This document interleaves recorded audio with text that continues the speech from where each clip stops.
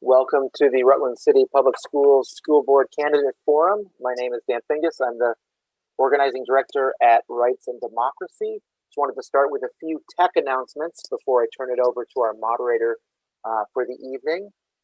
We are recording this forum, so if you don't want to be visible on the video, you can turn off your camera in the lower left corner of your screen.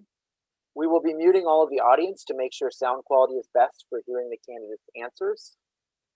Closed captioning is available down at the bottom of your toolbar under CC. You should be able to close caption if you need that service or want that service.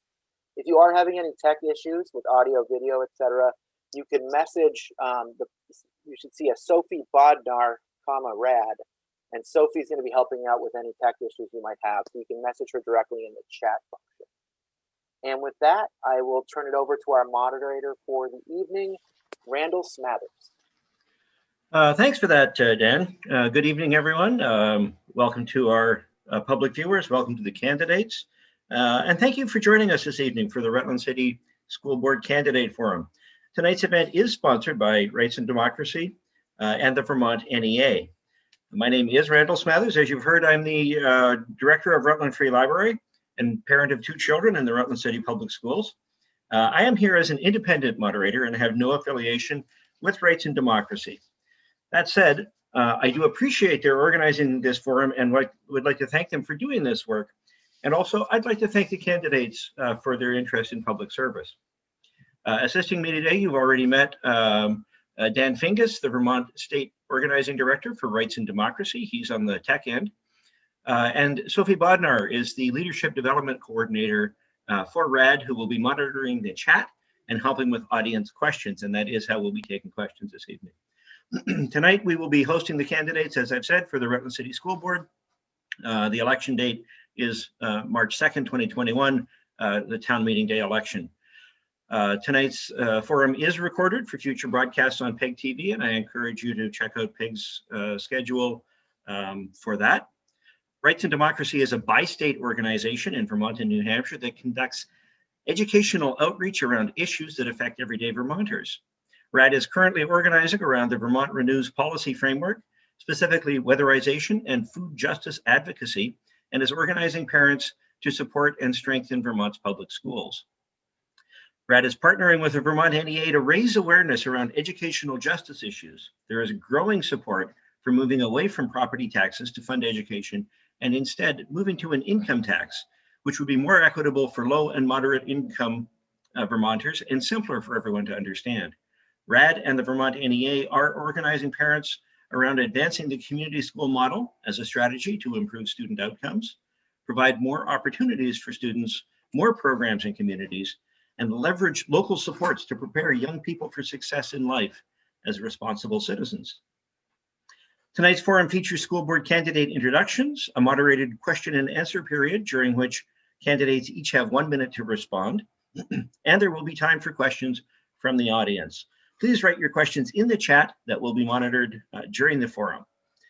All candidates running for seats on the Rutland City School Board were invited to participate this evening, and tonight we have 6 of the 7 candidates with us. Each candidate will have 1 minute to introduce themselves and share why they are running for the Rutland School Board. Dan will let you know when your 1 minute has concluded, so please do be mindful of the time. And I'll assist with that if we do have an issue. And I see that Cam Johnson has joined us, so we will start with Cam, please. 1 minute. Yeah, hey, Randall, long time no see. It's been almost a year, I would suspect. Thank you for this opportunity to participate. Do I sound okay? Can you hear me? Oh, okay. So as we go through this process, I sort of have the benefit of the incumbency experience. I did serve 1 3-year term, which was just enough to get my feet wet to understand how the process worked. So I think if I went back to the board this year, I would have an opportunity to have some influence. There have been some major changes and controversial issues that have come up on the board. And so I think that I'm willing to talk to everybody. And as we move through this process, I think it's just important that we have people at the table that are willing to sort of cooperate and have solutions discussed in a way that is helpful for everyone. So I'm Cam Johnson. I'm on the ballot 5 times. You'll see me a lot, but my true focus is to take any job that you will give me the opportunity to pursue. And that's why I'm here. And I hope we'll have as much fun as I think we're all planning to have tonight. Thank you. Thanks, Cam. Second up is Marisa Keefer. Hi there, my name is Marisa Keefer. I teach 5th grade at Rutland Town School, and I live here in the city with my partner Devin and our dog Kippa. I grew up across 7 in Center Rutland and attended Rutland Town School. I then graduated from Rutland High School in 2010 and went on to attend the University of Vermont for my undergraduate degree. Before I became an elementary teacher, though, I worked in outdoor ed all over Vermont, Colorado, and Montana. And it was through these job experiences that I realized that being a teacher and working with kids was what I wanted to do. And during my first year, I did not love it, but I grew to love the relationships with the students that I created. And I wanted to do that for the rest of my life. So since then, I've gained my license in K-6 ed. I have a Master of Arts in Teaching, and I'm working towards a Master's in Literacy. And now I'm coming home to use my knowledge and my expertise to serve my community on the board. Thank you for having me here tonight. And thank you. Next up is Tricia OConnor, please. All right, can you hear me? Hello, so I'm Tricia OConnor. Thank you for the invite tonight. Why am I interested? Well, first and foremost, I'm a parent with traditional values. I'm an occupational therapist, an entrepreneur. Some people might recognize me from the farmers market. I'm a 16-year resident of the Rutland City area in the same house.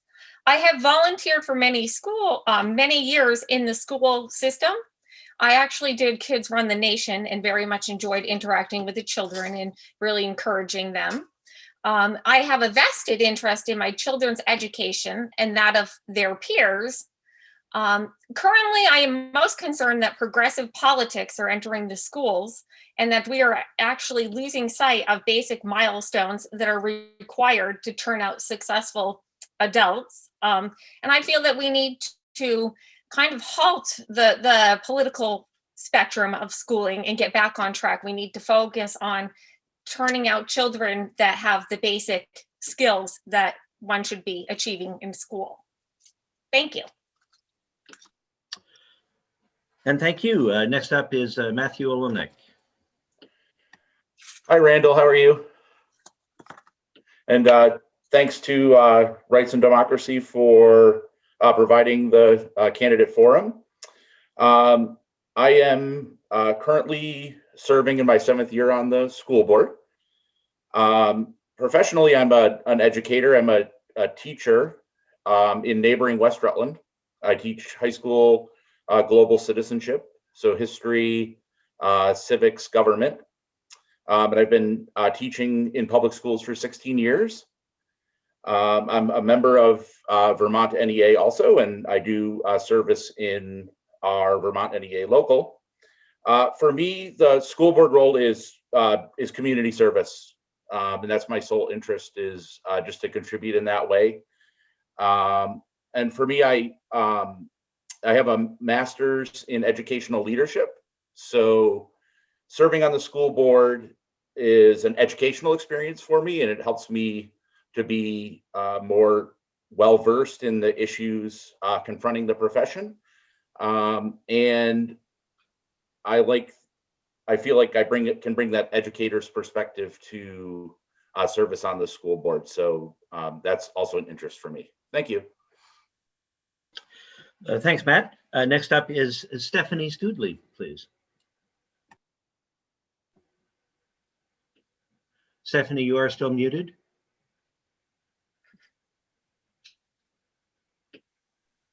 Sorry, forgot.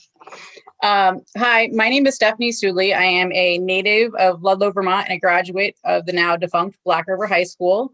I am a proud Rutland City resident for the last almost 25 years. Along with my ex-husband, we have successfully raised 2 daughters who have both attended the Rutland City Public Schools since kindergarten. Both are current students at Rutland High School. I have an extensive background working with youth in various ages. I was a Girl Scout camp assistant director for a few years, director for 1 year. Also, I was the service unit cookie sale director for 4 years. I was a director of our Sunday school at our church in Castleton. I coached soccer through the Rutland Rec Department for 5.5 years. I did the Books and Beyond program at Rutland Intermediate School 4 years, 5 years. I volunteered at Homeless Prevention Center for about 1.5 years. I ran $1 million business pizza place in Ludlow for almost 15 years. My reasonings for running are, while some of the recent actions of our members of our current school board were my catalyst to run, that is definitely not my primary reason. I have seen several instances where I believe that the teachers and administrators have had their hands tied, in part due to lack of communication and clarity from the board. I have seen a curriculum that definitely needs to be updated. The duty of the elected official involves one who embodies transparency, cool head, constructive attitude towards teamwork. I plan to listen thoroughly and thoughtfully. While I may not agree with everybody, I will definitely, see all sides to the story and work together, because in the end, that's all what education is all about, is teaching these kids. And this is far from, some of the situations in the last few years in our school are far from teaching. Oh, and thanks for, you just went a little bit long there, Stephanie, but. Yeah, I saw your hand go up, so I stopped. Yeah, I appreciate that. And last up this evening is Anna Tadio, please. Hello, thank you again to RAD for hosting this forum tonight. I graduated Rutland High School in 2009 and then attended the University of Vermont. I recently graduated from Lewis and Clark Law School, and this past fall passed the Vermont Bar and was sworn into the Vermont Bar Association. In between college and law school, I worked as an outdoor educator for 7 years, and I'm very, very passionate about furthering educational opportunities for all students. I am currently the president of the board of directors of a nonprofit that works to help low-income students access outdoor educational opportunities. Rutland's future is tied to our schools, and now more than ever, we need to make education accessible for all so that every student is prepared to find a job in a post-COVID economy. I will work to increase access to higher education if elected and careers in the Rutland public school system. And I believe that by building relationships between our schools and local industries, we can connect students to the community.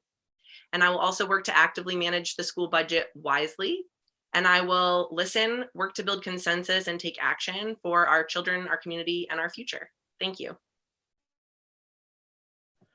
And thank you. Thanks to all the candidates for that.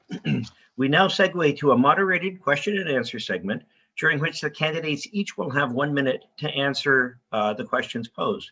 We have half dozen questions for this. We'll be alternating the speaking order to make sure that all the candidates get an equal opportunity to answer questions first, second, and etc. And directly then on to the first question, and we will start this with Marisa, please. What experience do you bring to the role of school board member that you feel would benefit the students of your district?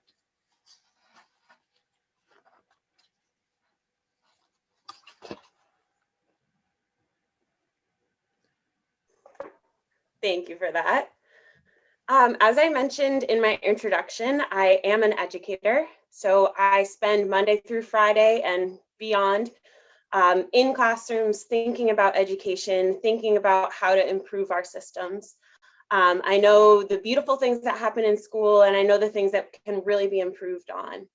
And I have not worked in Rutland City schools, but I have worked in schools across Vermont and Montana. And I've seen how school boards can work to support their schools, and I've seen other school boards get in their own way. So I really want to use my experience in the classroom and working in school systems to help make sure that our schools and our faculty and our staff and students and families feel supported.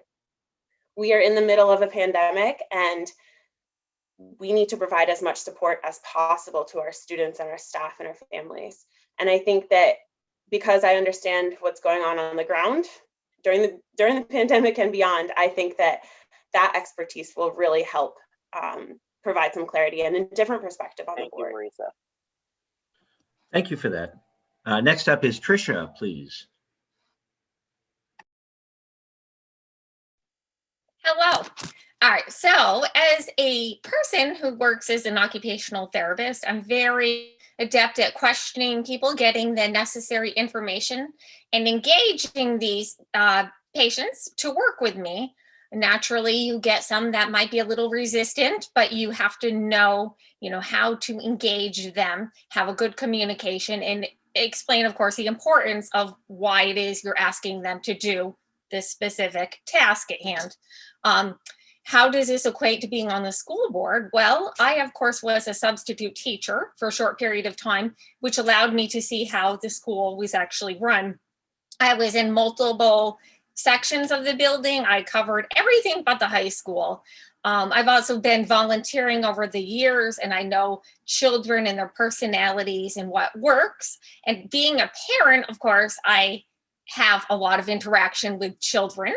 And I'm very passionate about getting to the child and finding out what motivates them and really working on their confidence and their self-esteem, which I think is important to be successful. Thank you, Tricia. Okay. And thank you.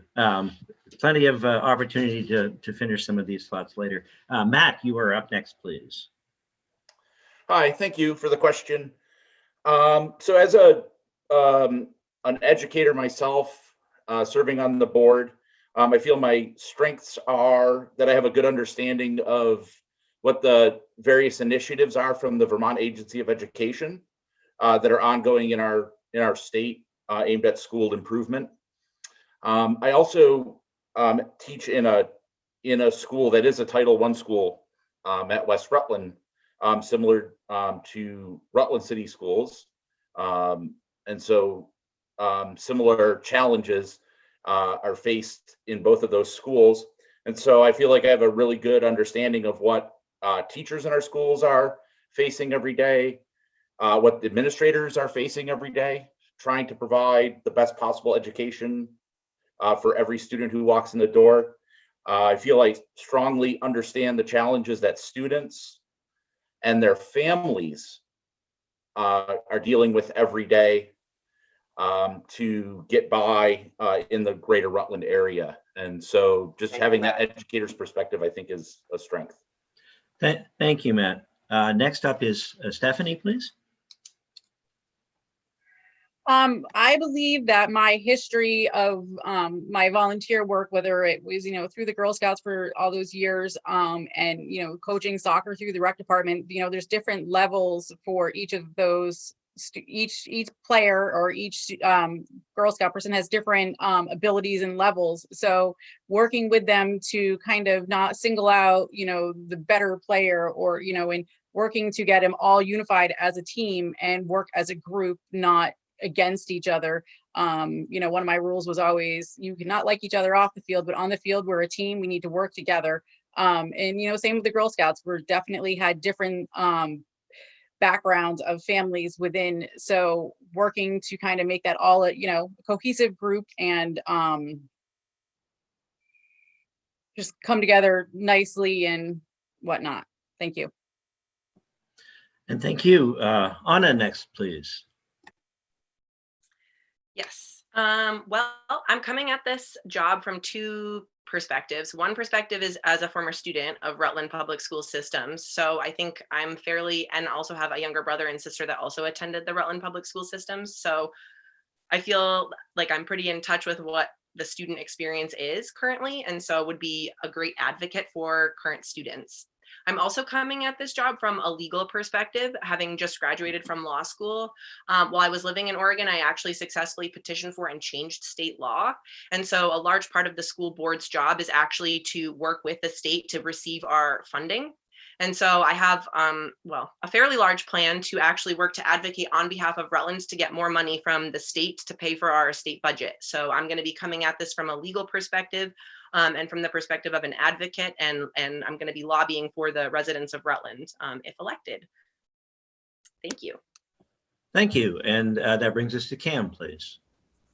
Yeah, thank you. And I think many of the issues or arguments that have been raised by other folks in this forum have quite indicated that they are highly qualified, and even though they have major disagreements, that we are able to sort of bridge some of those issues by finding some common ground.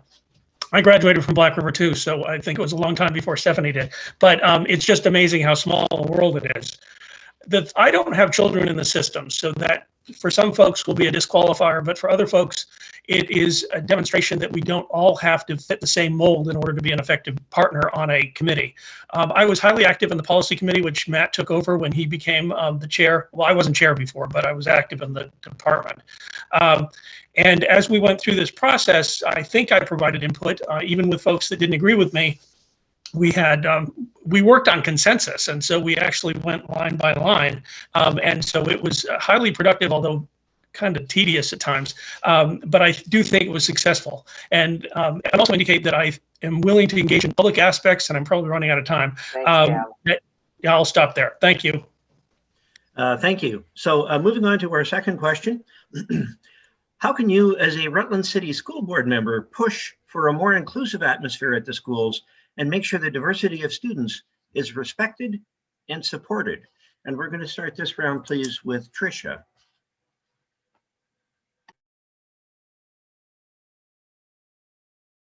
And you are muted, Tricia. Wait a minute. Sorry. So as far as making sure that everybody is inclusive, it should be a given that regardless of your race or nationality, respect should be given to each and every student.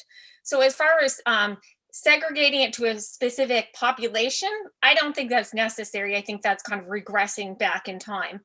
But most importantly, I have to say, it's very important to have administration addressing the potential bullying and the racist incidents as they occur on a case-by-case basis. We don't need to make this huge forum in regards to this. It is a case-by-case basis. That is something, if administration is not taking care of it, then that would have to be looked at by the school board and addressed, because that would be the duty of the administrators to make sure that the school environment is cohesive and that people are being kind to each other. Thank you. Thank you. Next up, please, is Matt. Hi, thank you. I think increasing diversity and inclusion in our schools as much as possible is really important. There are individuals can share perspectives that the majority cannot necessarily directly experience, and public schools are our best community forum for that.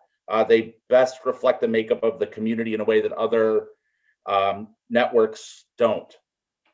And when we're getting kids ready for a 21st century world, a variety of perspectives is important.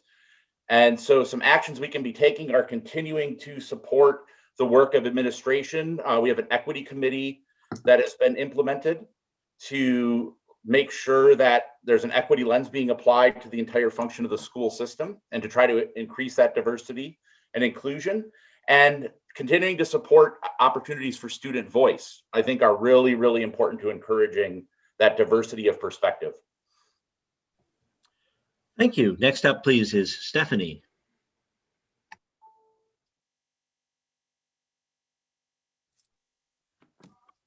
Thank you again. As adults, we have to do more listening and less talking.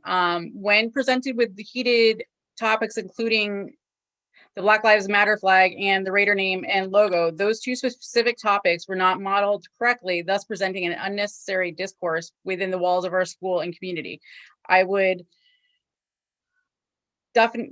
believe as a board that we can have the conversation where we can make those things a piece of our education and not something that divides us. And so with the goal of having inclusion and diversity, have there be more diverse curriculum and adding to the curriculum to make there be, more, I'm done. Okay, thank you. Next up, please, Anna.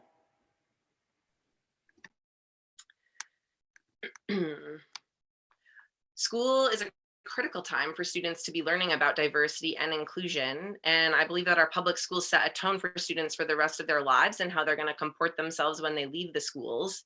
So I think it's really essential that our schools are accessible for everyone. And in order to be accessible for all students, students need to feel safe and included in their community. need to be welcoming to students of all backgrounds, and part of that includes listening to this current students and what their needs and desires are. I do think that including more lessons and planned curriculum around diversity and inclusion through either school-wide trainings or maybe yes plan classes, et cetera, would be highly beneficial for our school system. Thank you. Thank you. Cam, you are up next, please.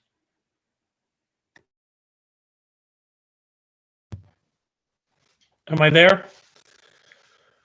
Yes, you are. Thank you. Oh, great. I obviously support diversity. I think one of the issues that when we were first talking about it, I tried to negotiate with the Board of Aldermen to have a joint bias training original, but I kind of got brushed off. And so we went with our own process. I think I would advocate an inspector general, because I think one of the difficulties we have is we have this information gap of where people look at certain information and come to a conclusion, and other people look at different data and comes to a different conclusion. The thing that I really do not understand is to how we cannot have resource officers in our schools and not have adequate training so that they are felt welcome for everybody. And so that is something that Burlington has been pushing, getting resource officers out. But I think the absolute opposite is true, that we should be engaging more, whether it's basketball or whether it's other methods, so that people have a one-to-one understanding with those individuals. They form a very strong bond with their teachers, and there has to be something that's environmental that is causing this friction for somebody that happens to be dressed in a uniform. So while I realize it's kind of personal on part that people are very interested to just get rid of everything and things will get better, I think that's a problem. Sorry. Thank you. Sorry, Cam. Thank you. You can hopefully pick that up in a further answer. Okay. And finally, Marisa, please. Thank you. I think that I can answer this question in two different ways, or there's two areas in which we can focus. One is at a systems level that we can do here with school board, state legislature, administration, superintendents. And on that systems level, I think our job as a school board to create that environment for all students is to look at that equity committee that Matthew spoke about. I assume that there is an equity audit going on, and that might be happening at multiple different levels in schools, classrooms, etc. And I think that our job as the school board is to listen to those experts and their recommendations and implement the changes necessary to support all students at all levels in our school. Another systems level change that we can work on is curriculum. It's been a decade since I've been at RHS, but I know when I was there, it was lacking in a lot of diversity, including Native studies and the Abenaki who live on this land or native to this land. Thank you, Marisa. So I think, thank you. Thank you. This next question is just a little bit longer, so I would point our viewers toward the chat where Sophie is keeping the questions up to date, so you can check it there if you need a refresher. Here's the question. There is a proposal in the state legislature to move public school funding from property tax to income. The Tax Commission and the Vermont School Boards Association believe this reform is a more equitable way of funding public education. Do you support moving from a property tax to an income tax to fund public education? And we'll start this round, please, with Matthew.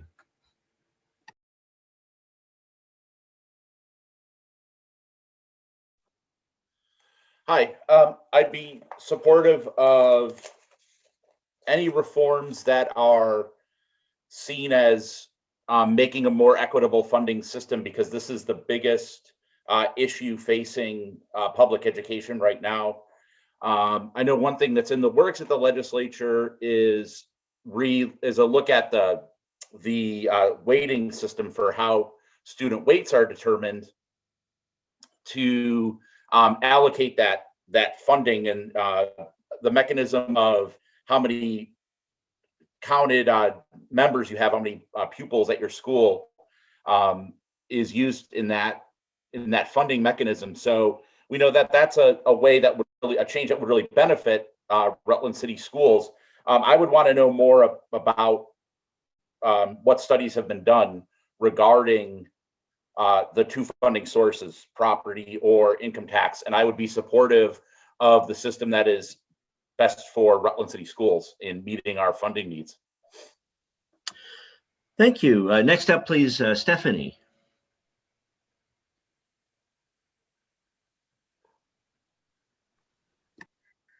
I would say either system has both positives and negatives to it. Ultimately, I'd have to see the projections of the current population throughout the state. I can't really comment further as Mom, you're speaking. You're speaking.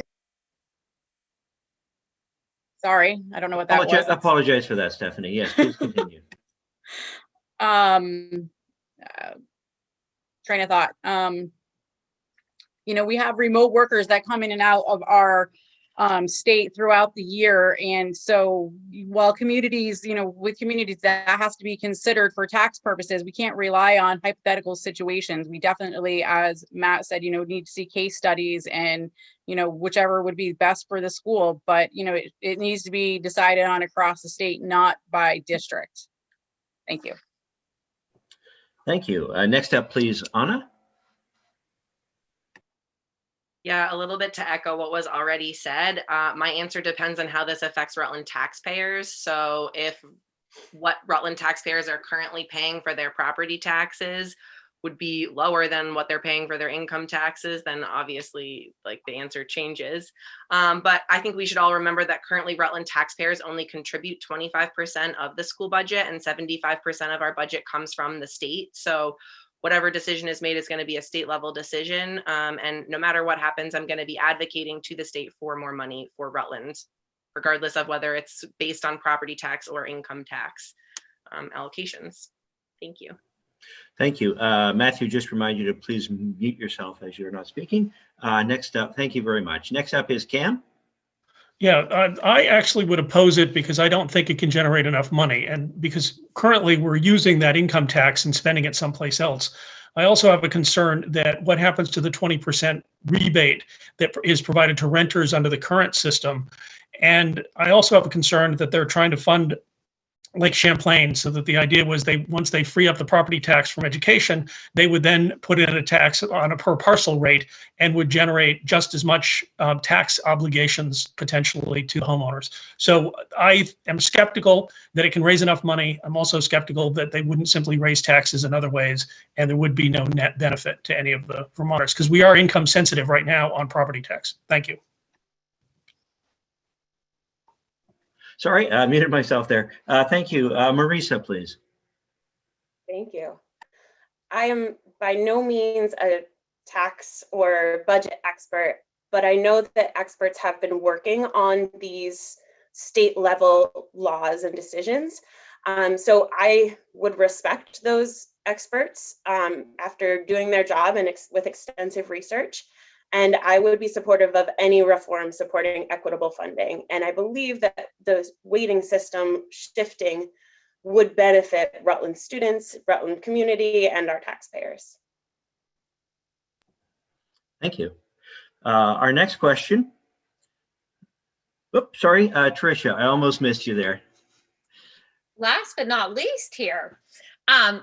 So as far as everyone is kind of commented on some thoughts that I had, but the homestead tax is actually adjusted to reflect your income sensitivity. And the proposed income tax, as I understand it, would only be successful if we did in fact have an influx of new residents. So in essence, what they're proposing right now would be a gamble. And unfortunately, there's no such thing as a perfect system. I think that we can have multiple avenues, but it's never going to be perfect. So if you're a gambler, I say it's for you, but I'm not a gambler. I like a sure thing. So show me the numbers, show me the people coming into the state, and then I think it would be something that you could talk about. But you shouldn't ever count your chickens before they hatch. Thank you very much, Tricia. Okay, now on to the next question, and I do apologize for that. How do you see yourself responding when the needs of your school district or the stances of your fellow board members conflict with your own opinions? And we will start this one, please, with Stephanie. Thank you.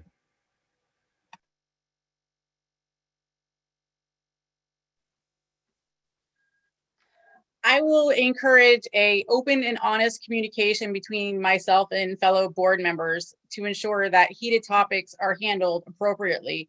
to ensure that the students, the teachers, staff, and the community at large feel valued and respected regardless of the possible differences of opinions. Stopping to listen and reassess is necessary at times to ensure that all decisions are made to support the greater good of the students, the staff, and the community. Part of our job, and it all comes back to education. And as adults, if we have conflict and it's playing out in social media and whatnot, what is that teaching our students? If we as adults can't come up with a way to compromise and have a civil discussion in the end, then we're not teaching our kids anything. And that's really, we're the top of the chain. The school board's the top of the chain. And if we are not having a good discussion and just listening, as I said earlier, you have to take a step back and listen to everybody's thoughts. Thank you, Stephanie. Next up, please, Anna. Yes, thank you. My plan is to actively listen to each member of the school board, work to build consensus, see where there's maybe a possible compromise to be made, and then work to take action to move the district forward to ensure that each student is successful. At the end of the day, my opinion doesn't really matter. What matters is the facts. And I'm really good at weighing the pros and cons of the facts and trying to build consensus between everyone and move forward. I think that we have a lot of potential to take the school district in a really positive direction. Thanks. Thank you. Next up, please, Cam. Yeah, hi. I think having been there and been in the situation, I had some growing pains when I first got there. Joanne took me to task on more than one occasion. And it's too bad that she's retiring because I think she was a valuable member of the committee. I think I was on the losing end of a number of 9-to-1 votes, and I didn't pick up my marbles and run home. I actually tried to build consensus later on. For example, the solar project, I think we didn't get a good deal on. And so I was very adamant about that, but ultimately it went through. So I am not in a situation of where that I will keep tilting at windmills, but I will try to provide the opportunity for everybody to participate. And I think I've done that. Thank you. In the past. Thank you. Marisa, please, next. Thank you. I think being on a school board, we will see conflicts. They're going to come up, and things are not always going to align with my personal beliefs and opinions. And like Anna mentioned, that's not the priority here. The priority is our students. We need to make sure that any decision we're making and all the conversations we're having are funneled back to the question, is this beneficial to our students? Because that's why we're here. So again, I'm going to look to the experts. I'm going to look to the facts. I'm going to bring in people who know more than I do, and that should help base my decisions.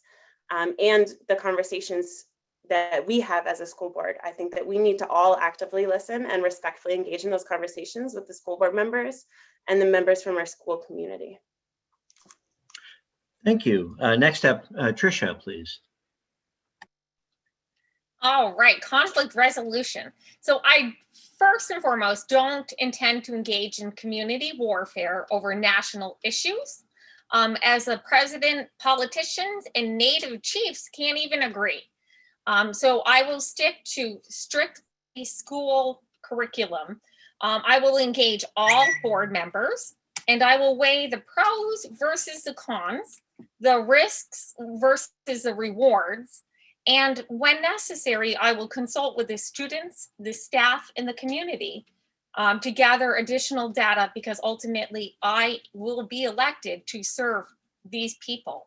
And so I will be working on their behalf. I will not make a decision until I feel we have a consensus and it is hashed out with the board and we all are happy and confident with our decision that we're doing what is best for the students. Thank you. And last in this one is Matt, please.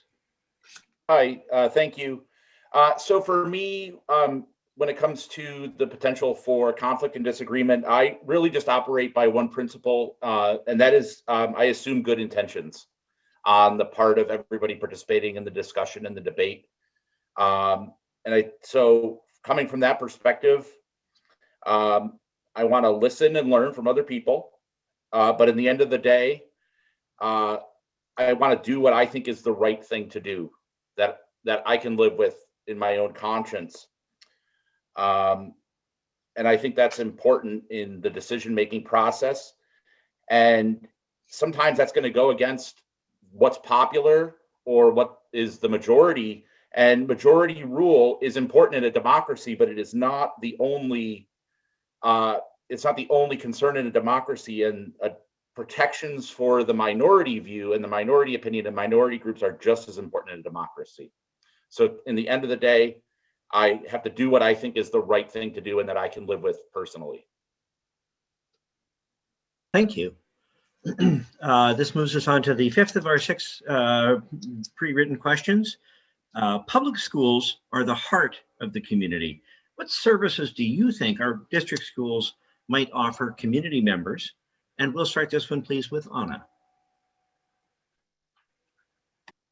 I think the most important role of the school board is to make sure that every decision that we're making is open and transparent with the community. So the more that the community can be involved, especially parents, the more that they can be involved with the decisions, the better. So I think, and that includes decisions being made about the budget, et cetera. The school board should be working to make education accessible for all and should be working to further opportunities for all students. I do have a plan. I'm hoping to negotiate with Killington actually to bring back the honor roll ski pass for students that make the honor roll, that they could then get a free ski pass at Killington. So that is one of my ideas, and possibly that would foster more family time with the students and their parents.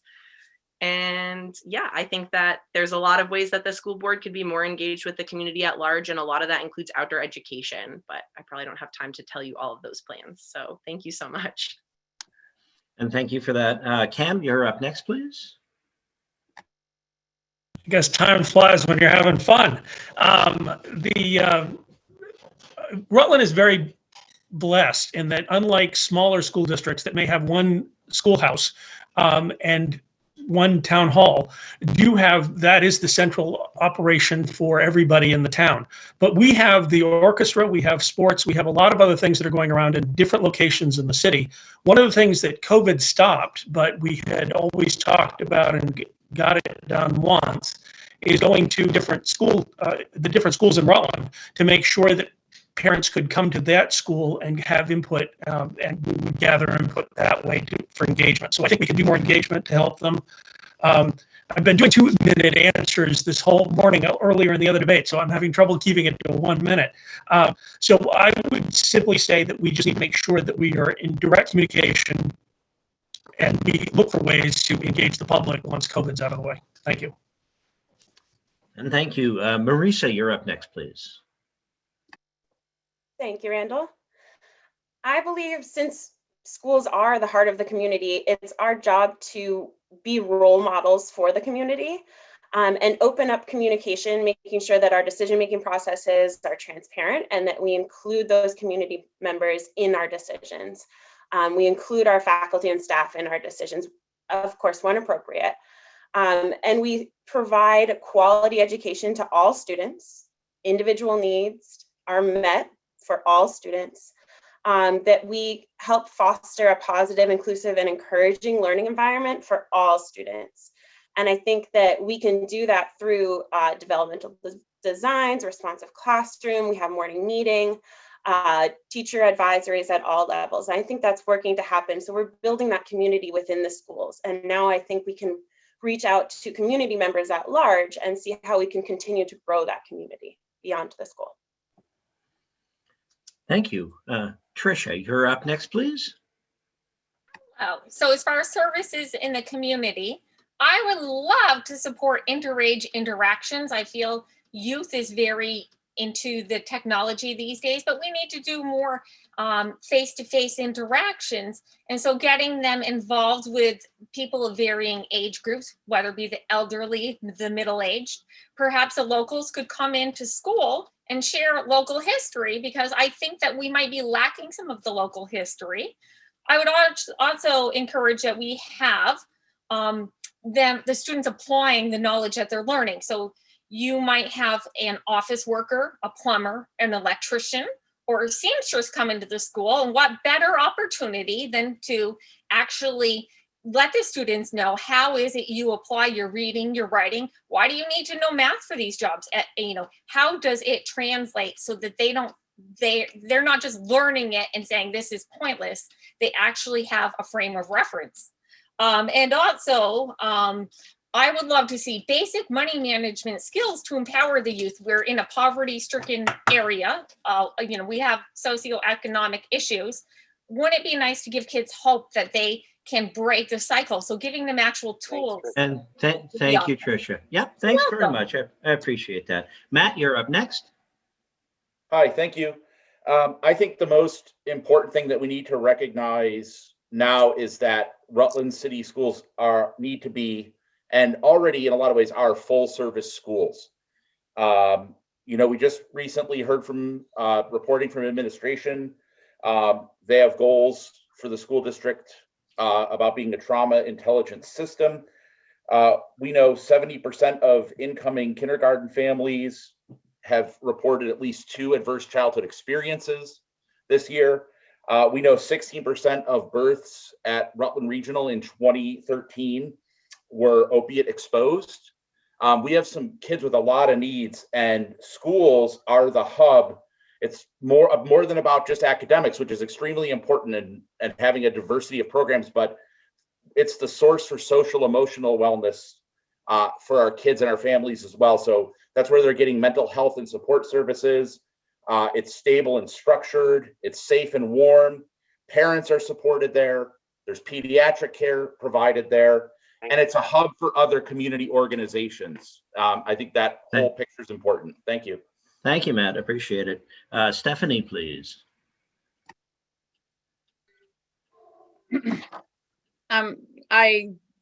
Back when my children were in the primary schools, they had grandmothers in the classrooms, and I think it would be great to to expand that and add grandfathers to the classroom to help the students benefit from positive male role models as well. And even into even the middle school, there's definitely can be mentoring, and not necessarily mentoring, but have that kind of help each other that way.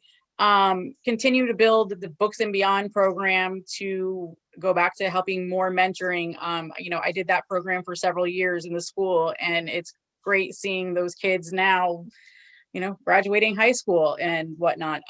So more outdoor education to the curriculum and changing that up a little bit.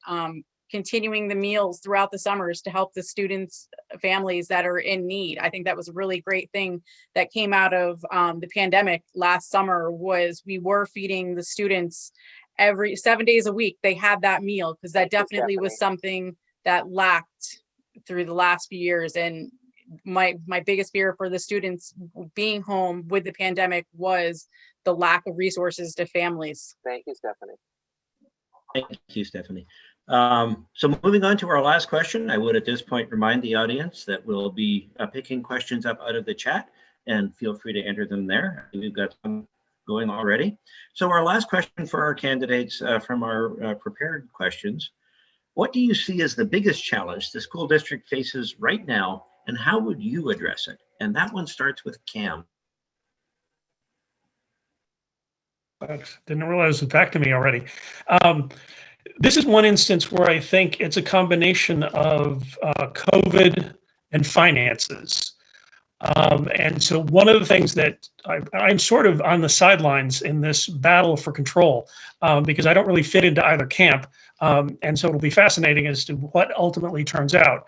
But I think that I don't want anybody to vote against the budget this cycle for stability's sake. And so while it's important to send messages on some issue, and if people are really determined to do that, it should happen on the municipal budget, not the school budget. It clearly is a situation of where we really have to sort of understand the dynamics that are going to affect us coming in future years. We have budgets, we have employee negotiations that have to go on that are going to be budgetary pressure. And so I think the biggest challenge we're going to have is to figure out how to get all the money covered. And one of the things that hopefully we'll do is, with Bernie and Leahy in place, we'll get some of that reimbursement back so that we can round out the curve so that we don't have such a drastic budget cut next year. Thank you. Yeah. And definitely, I would remind you to mute your mic. Up next, we have Marisa, please. Thank you. I think one of the most immediate challenges that we're facing as a school district is obviously the pandemic. School looks incredibly different this year. And I think, as others mentioned, we've realized the importance of schools in our communities. And I think that we need to continue that momentum that we've received in supporting educators, supporting students, supporting schools. And we need to up it and continue to support and provide the resources that our educators need to create those positive learning environments for all of our students.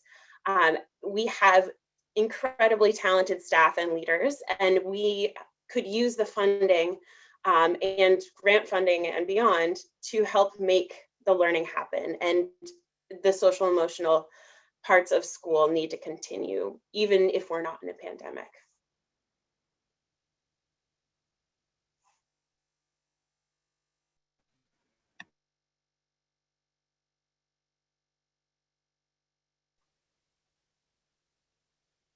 Randall, are you with us still?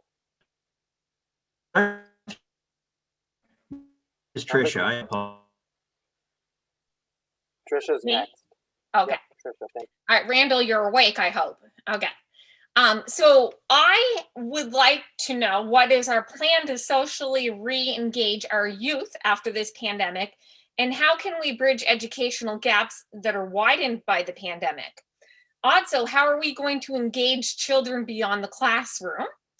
And how are we going to appeal to the parents who have elected to homeschool their children this year? How are we going to make sure that the curriculum is as competitive as it was prior to the pandemic? Otherwise, these parents are not going to want to send their children back into the system. And so what are we doing to reinforce positive student behaviors? I would like to revisit what has happened since 2018 and 19, which was a year that the families removed their children from school because they were very upset with the escalating behaviors in the intermediate school. So I'd really like to know, where are we going with that, and what is our plan moving forward, because that was not acceptable behaviors, and I don't feel like that was ever transparent with the community. Thank you, Trisha. You're welcome. Thank you. Can you hear me this time, folks? Yes. Huh? We can. Oh, excellent. Sorry, I'm not sure what little technical issue there. Matt, you're up next, please. Hi, thank you. Beyond the obvious, which is the response to COVID and trying to get back to some normalcy, it's just continuing to meet the needs of every child in our schools academically, but also socially and emotionally. And that it just gets harder every year. And so we just have to have a focus on just making the investments that are necessary in people, because there's a ton of talented people who work in Rutland City schools. And so making the investments to support them, that focus on continuous improvements, making sure that we have programming to meet the needs of all kids, because the lack of that does manifest itself in ways that Tricia was referring to, that we saw happening in 2018-19. So just continuing to tackle those problems and always be thinking about improving. And it's a move that's been made in the last couple of years at the board level, working with administration on being more strategic about finances and our buildings and facilities. And they're doing a lot of long-term planning in meetings where there's collaboration between admin and the board. Thanks, Matt. Okay. Next up, please, is Stephanie.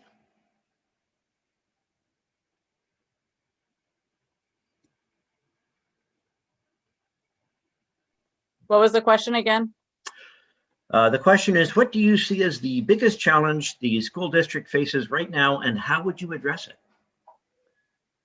I think we have a few different big challenges. I believe one of the biggest challenges is the budget. Working to make it so it's, across the board good for everybody, and, do the best they can do without making cuts.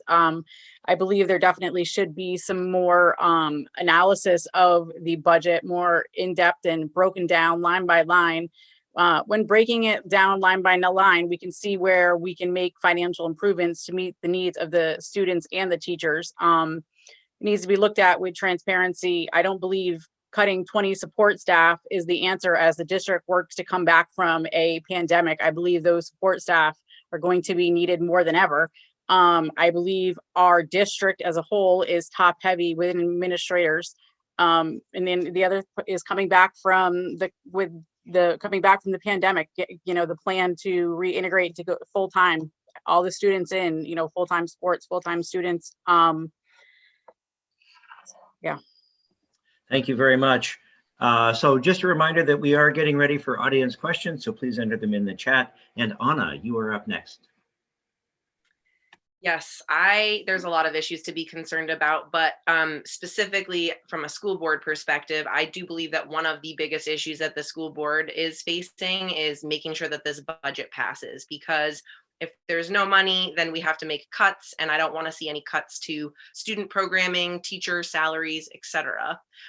So my plan to address the possible budget issue is to rely on a study called the weighting study that the University of Vermont recently did. And based on the findings, the University of Vermont made a recommendation that there's a 20% difference in the rate of our taxes, and that there should be more funding available for students in Rutland coming from the state. So 75% of our funds come from the state, and actually we should be getting more money. And then theoretically, if we were getting more money, the taxpayers would pay less, but the students would have more per pupil. So my biggest goal would be to A, make sure that the budget passes, and then B, advocate for further funding from the state. And then with that funding, I would like to expand programming at the school, including outdoor education opportunities, including trade school opportunities, etc. Thank you. Thank you very much. So that concludes our prepared questions for the evening. We'll now be moving to questions from the audience. So thank you, candidates, from that. Once we've read each question in this section, we'll take 2 or 3 volunteers from the candidates to answer each question, and I will do my best to make sure that there's a regular rotation and everyone feels like they've had an equal chance to participate. With that, Sophie, what is our, where are we starting with the questions here? I know we've got a bunch of them. I'm happy to read the first one for you. Oh, thanks, Randall. Dan. Yeah. This is from Trent Brogren in the chat. What is your ideal plan for tackling COVID and the current hybrid model of school? And we'll take volunteers. So anybody wants to speak first or just raise their hand of the candidates? Okay, I see Cam and then Tricia and Stephanie, your mic's open again. Thanks very much. Yeah. Well, the answer is easy. If that's too complicated, it needs to be the scientists, so that I would follow all the CDC recommendations.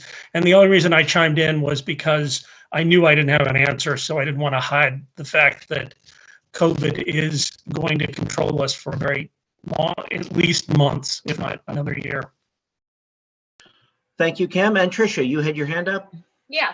COVID is here to stay. And what we need to do is really focus on getting the students back into the classroom, because right now we already have educational gaps, and I'm very concerned about children's mental health, not to mention the educational gaps, which are going to be significantly larger if we don't get back to the classroom.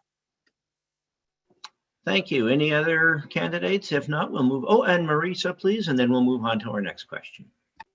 This is a great question and has everything to do with our daily lives at school. I think, like Cam mentioned, we have to look to the experts. We have to look to the scientists at the state level as well as the national level. What are they recommending? I think it was, as Tricia mentioned, I want to see the kids back in the classroom as soon as possible. I think that remote learning, we did well with it, but it is not ideal. A lot of really quality learning happens in between classes and points in curriculum. It happens in those conversations with peers and with staff, and I think those are really valuable. But in order to get back into the classroom, I would like to see vaccines for teachers and school staff. We need to make sure that going back into school is safe for everybody.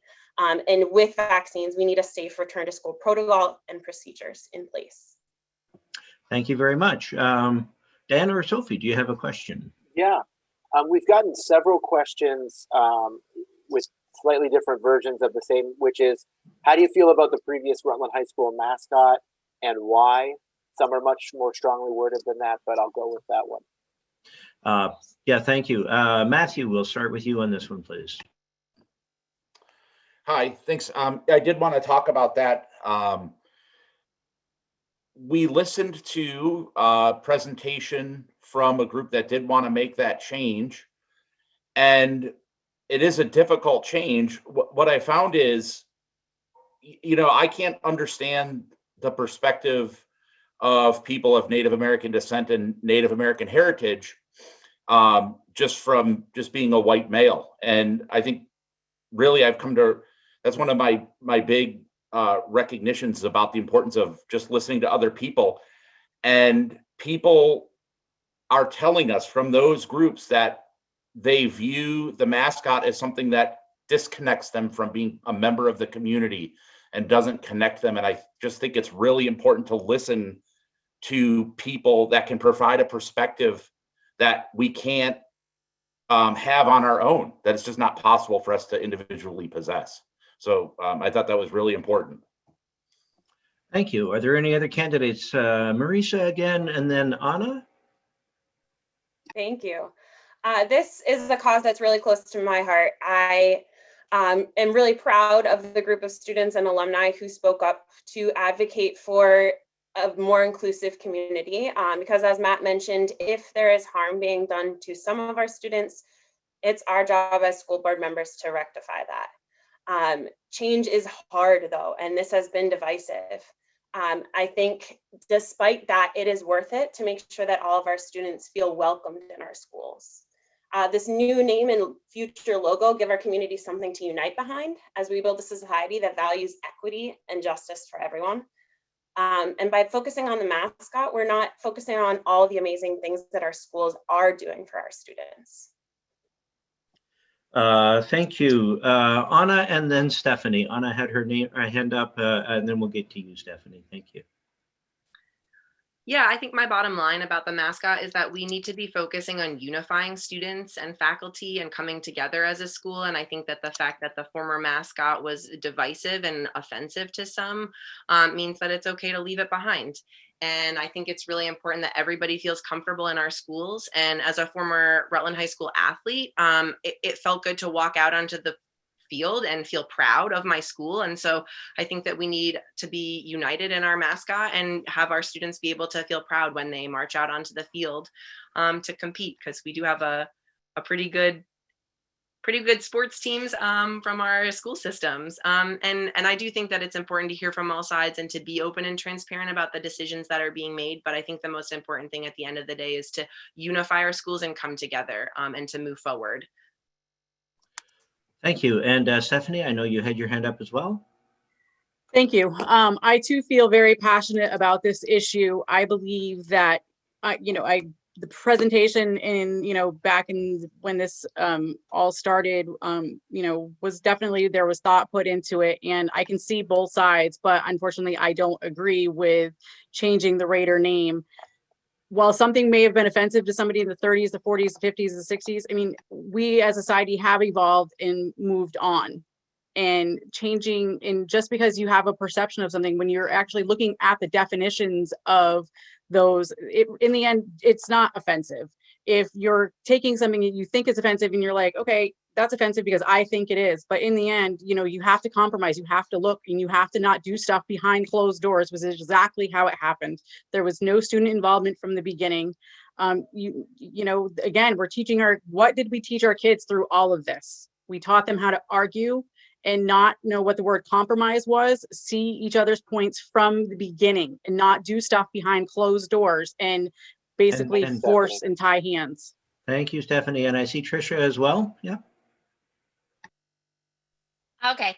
I totally agree with everything that Stephanie said. I will say that most importantly, what we need to focus on, we need to stop being victims, but we need to be victors. So it's very important that as educators, we teach students empowerment.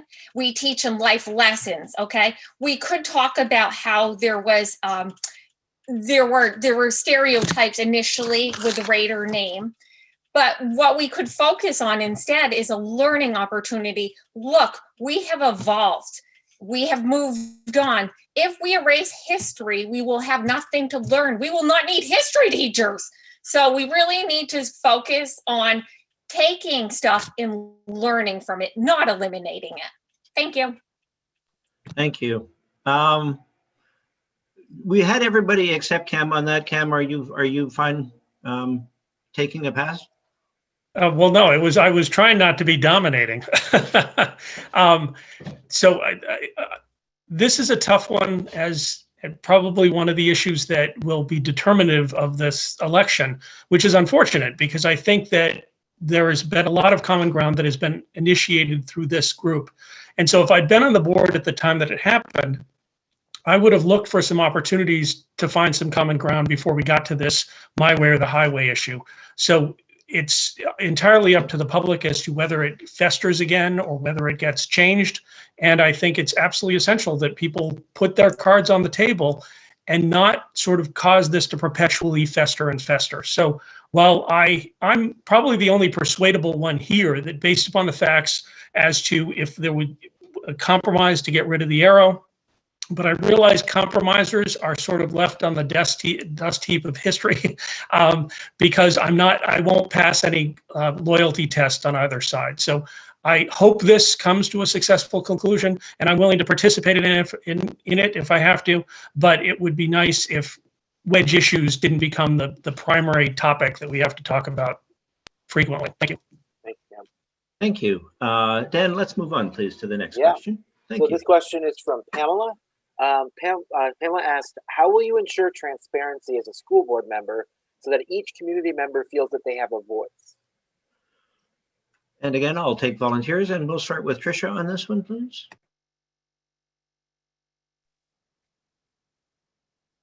Okay, we're in a small community. If I, in fact, hear through community that there is a select group of people, an individual person, anybody who is upset and feeling like they are not being heard, I would immediately direct that to the board.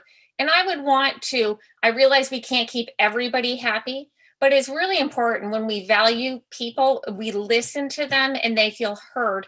They're less likely to feel dissatisfied. So it's really about reflective listening, restating what the problem is. And I apologize. 1 minute. And really just, it's about reflecting and hearing the people and just being courteous and being respectful. Can I say it again? All right, I'm done. Thank you. Are there any other candidates that would like to speak? Anna, and then Cam. Yeah, I think it would be great if when decisions are being made, the school board was able to somehow publicize what it is that's come up for debate, or if a decision is actually made, if there's a way for the school board to either publish a notice and then allow for public comment. I know that if I am elected to the school board, my phone and email are going to be readily available to my constituents, and I would love to hear both feedback, ideas, suggestions along the way. And so I think that the more open and involved that the school board can be with the community, probably the better for the community and for most importantly, teachers and students. Thanks. Okay, we'll take Matt, and then we'll move on to our next question, please. Oh, I thought it was me. I thought it was me, Gordon. You Sorry, said Cam, Matt. I did. Sorry, Cam, I did have you down on my order paper first, and then Matt. Yes, my apologies. Okay. I didn't really get to fully articulate it earlier in terms of the idea of the inspector general position, because I think the difficulty, I ran into the problem of being a board member in that I couldn't get access to information because of the federal privacy laws. So if we had a third party that was not administrative oriented, that has to deal with the day-to-day operations, that can sit back and say, yes, this can be released, or yes, this is what we need to do to focus on the particular issues, I think would foster transparency. Because I got very frustrated being told, you're no different than the general public. They can't know, you don't know. And I think that we should share as much as we can. And the inspector general would be the one to certify that indeed that's releasable information through redactions or whatever. Thank you. Thanks, and apologies for that. Matthew, and then the next question, please. I just wanted to say all meetings are public. They are warned ahead of time with an agenda. There is time for people, set aside for people to comment on items on the agenda in every meeting. There's a room left for written communication in every meeting. It is almost never taken up by community members. And I think more community engagement would be good. I will tell you from 7 years experience that we rarely get very much community engagement. And I think more would be great. And I will tell you, all members' emails and phone numbers are posted on the school website. And I want to say, just because people on the board might disagree with the positions of some members in the community and make a decision that is contrary to what their view is, doesn't mean that they haven't been heard and haven't been listened to. Thank you. Thank you. Dan, please. Yes, we have a question from Stephen. What questions would you ask students in the Rutland City District to begin your term? Tricia, first on that one, please. Well, as a substitute teacher, I can tell you what I did do when I was there. I asked the kids what were some concerns that they had. How did they feel with children having disruptive behaviors?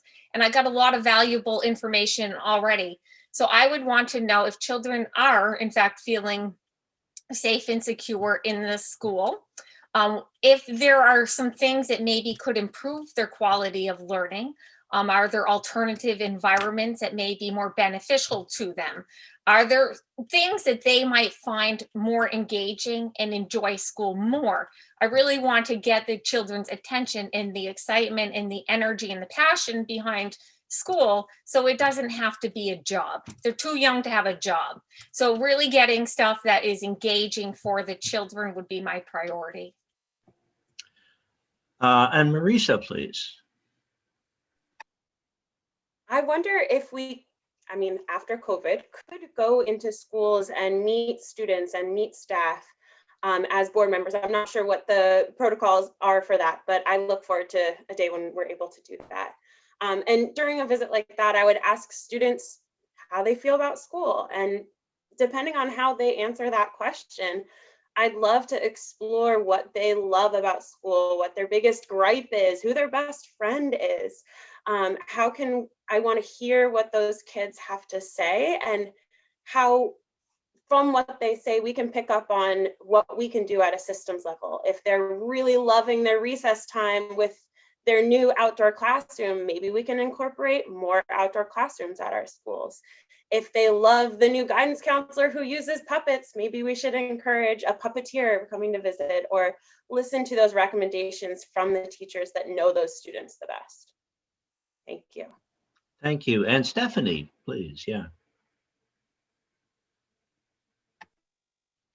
I would ask kind of several questions, all kind of like anonymous, because I'm not going to use the students calling them out, later down the line. But, do you feel supported by the teachers and various administrators? Do you feel you're being bullied by teachers or administrators? Because there's definitely that problem in our high school. Do you feel that where you should be academically with the COVID challenges? What are your biggest concerns? What are your biggest joys? Thank you. And I believe Anna had her hand up, and then we'll move on to the next question, please. Yeah, I actually, when I started my campaign, reached out to Principal Greg Schillinger to see if I could talk to current students to find out if their needs are being met and how the school board could better advocate for them. And he said that as a candidate, I couldn't do that. It was too soon. But if I am elected, I would love to have a much more open door policy with students, whether that's like holding, a once a week or once a month event where students that are interested can come and give feedback to the school board. Because I do think that at the end of the day, the student experience is our top priority, and the more that we can hear from them and engage with them, the better. So questions would be, how are your needs being met? How can the school board better support you? Do you feel safe? Are you getting enough nutrition? Are you getting enough exercise? I also recently read a survey that said 13% of students don't feel heard by their community, and that's in Vermont. That's Vermont students. And so I think that the more that the school board especially is reaching out to students and making them feel heard, the better. Thanks.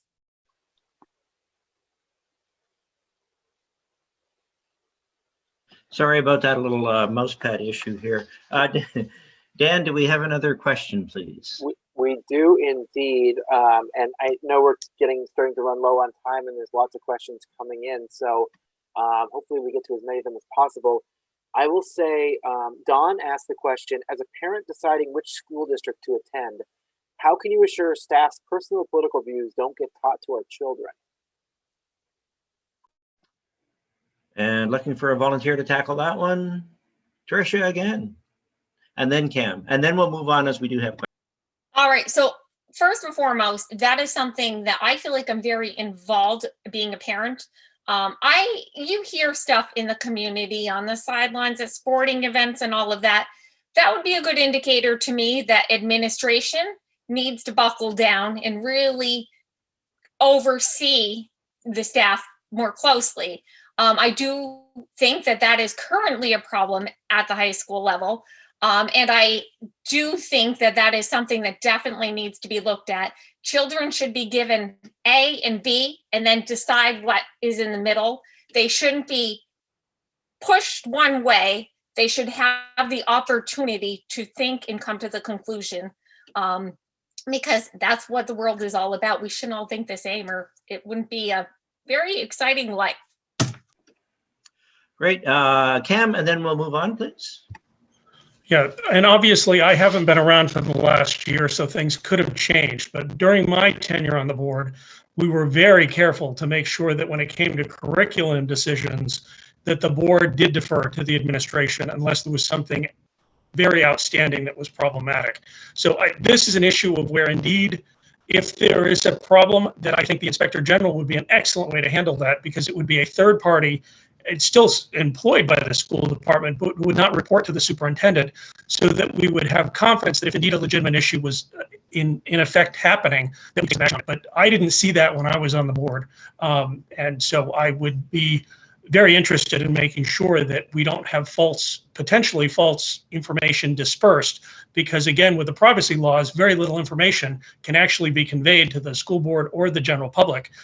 So it would be at the level of rumors, I think, that rather than actual facts at this point. Thank you. Thank you. I'm actually going to hop in with what seems to me like something of the elephant in the room. I am the director of the library. We do a great deal of work with technology with the schools. And we're sitting here and Dan's done great work and Sophie's done great work in the background, but we're having audio issues, we're having pictures freeze, and we've got kids learning like this right now in our schools. I have 2 of them, and I'm sorry, but it's somewhat personal for me. I'd love to hear from anybody on how the school board would support better technology in the schools. And Tricia, I see your hand up. I've asked you, I think, on every single question, so I'll give everybody else one shot. And if not, then we'll come back to you next. Marisa, Cam, Tricia, thank you very much. Thank you. I think that, yeah, as we've seen in the last year, technology is important for education as well as life in general now. Whereas before the pandemic, we taught typing and emails as slight things. Now they are a matter of everyday life. Sorry, elementary level emailing. High schoolers should be emailing, I believe. But I think that, again, it comes back to funding and listening to the experts. Administrations and superintendents and teachers know that there are so many different resources out there available to them. And I think through asking and seeking feedback, we should be listening to what their needs are amongst the technology, and we should be getting them for our students. Thank you, Cam, and then Tricia, and I think we'll have time for one more quick question after this. Okay. Yeah, this is my first, well, actually, no, I've done it about 6 times in the last 2 weeks, but before that, this is the first time I've dealt with the technology and tried to do with the intervening, with the information. I will say, when I was on the board, we never turned down any tech requests that came from the administration, and we have gotten hubs and some other things that are supposedly working, but that would be something that I think that we are very much on the cutting edge, and we're going to the laptop per student and some other things. So we're supposedly getting a new provider potentially in the city. So if we could get better bandwidth and some of this other stuff, I hear you, and I don't have an immediate fix, but that is definitely, if I was on the board, we would be pushing technology again. Thank you. Thank you, Tricia. Thank you, Tricia, and then we'll get one more quick question in, I think.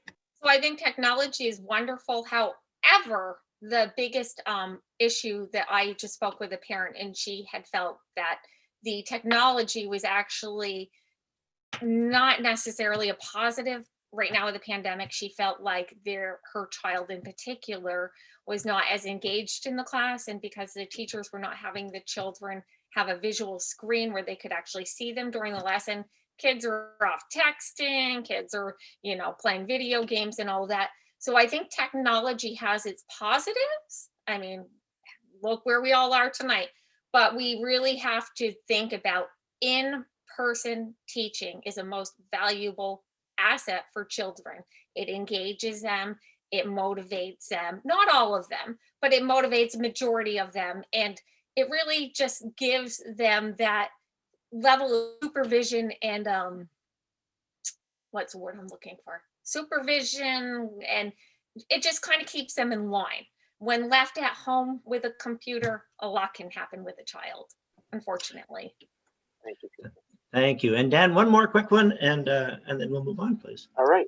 We've heard a lot about the student side of the buildings in the district. Someone has a question about the teachers. How would you support educators? I'm sorry, Amanda Pagano has a question about the teachers. How would you support educators who do not feel safe in the classroom due to violent student behavior? These issues are occurring district-wide, pre-K through 12. And I'll take the folks who've been the quietest on this one first. I think that's Anna. I see a hand there, Stephanie and Matthew, and then I'll open it up. Anna, please. Yeah, I think it's really important that teachers feel safe to go to school, and whether that's from violent student behavior or because of the pandemic and needing a vaccine, there's a lot of issues why teachers would not feel safe to be in school.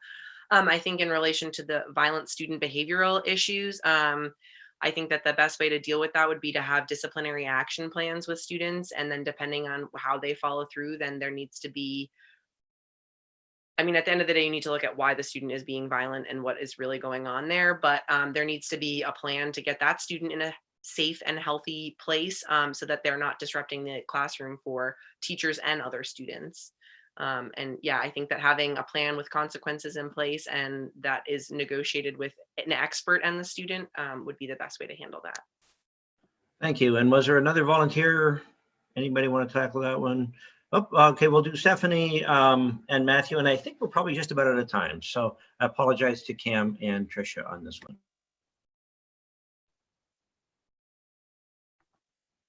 I definitely think that there can be help for the teachers in regards to the violence with students. The middle school a few years ago was it was horrendous, and it was 2 years and of fights left and right. Teachers were getting in trouble for breaking up students. So then, you have a teacher who's going to say to the teacher, stand there and let those two students fight, but you can't intervene because you might hurt the child. There is so much conflict in the middle school that it really needs to get looked at. And I know it has gotten better because, but it's so rocky for a few years. And like the current freshman class, they were in 7th grade when this happened, and 8th grade hit, and we had a new principal, and before she was principal, she was a math teacher, and she was blown away by how unprepared those students were from the lack of having a full school year for 7th grade. And then you have COVID hit for this freshman class. Thank you, Stephanie. Matthew, you get the final word, and then we'll move on, please. Sure, thanks. I would say all indicators are that this problem is not going to decrease in the future. We do have a responsibility to educate all kids and provide educational services to all kids, no matter what their needs are. And so I think the response is just to continue to be trying to make improvements to whatever programs are in place. you know, a program that's being used in the schools that's considered a best practice would be for students with those kind of behaviors that Amanda referenced would be CPI, so crisis prevention interventions. But if those programs aren't working, then there needs to be a constant revisiting of what can replace it, what can work. And I think there's been steps taken in the last 2 years to create more responsive programming to handle the needs of all these students. So I think it's just got to be something that's going to be continuously worked on and monitored, and a continuous improvement mindset, because I don't think the problem is really going away anytime soon. Thanks, Matt. With that, we conclude the questions for the evening. I'd like to, at this point, thank the candidates. And again, they are Cam Johnson, Marisa Keefer, Tricia OConnor, Matt Olenek, Stephanie Studley, and Anna Tadio. I would like to thank Dan Fingus and Sophie Bodnar, who are the representatives from Rights and Democracy Vermont, who put this program on. That's terrific work. I'd like to thank the members of the public who have turned up either to listen or ask questions, or both, hopefully both. And at this point, Dan is going to share some information, a couple of URLs. On behalf of Rights and Democracy Vermont, we invite you to join our Parents United to support and strengthen Vermont's public schools work. And we ask you to become a member of Rights and Democracy today. With that, signing off for Rutland Free Library, I am Randall Smathers, the director. Thank you again, and good night, everyone.